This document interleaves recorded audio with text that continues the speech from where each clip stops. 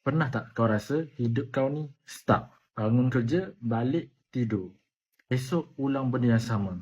Ulang benda yang sama setiap hari. Tapi tahu tak, semua tu kau yang pilih. Kerja tu, circle tu, content creator yang kau pilih. Semua tu pilihan kau. Kadang-kadang bila hidup tak jadi seperti mana yang kita nak, kita salahkan macam-macam. Padahal kita lupa kita yang control remote. Remote kehidupan kita, kita semua ada 24 jam. Khairul Amin pun ada 24 jam. Tapi kenapa dia boleh sukses? Beza dia ialah ada orang gunakan masa tu untuk grow.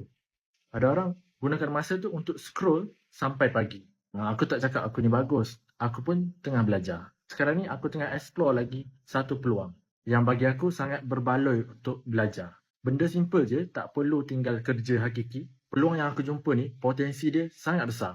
Dan tu boleh dapat berterusan secara pasif. Dan income tu boleh diwarisi kepada ahli keluarga kita. Itu yang paling best lah. Sama ada dapat untung banyak ataupun sikit dengan peluang ni, pada aku itu bukan kayu ukur dia.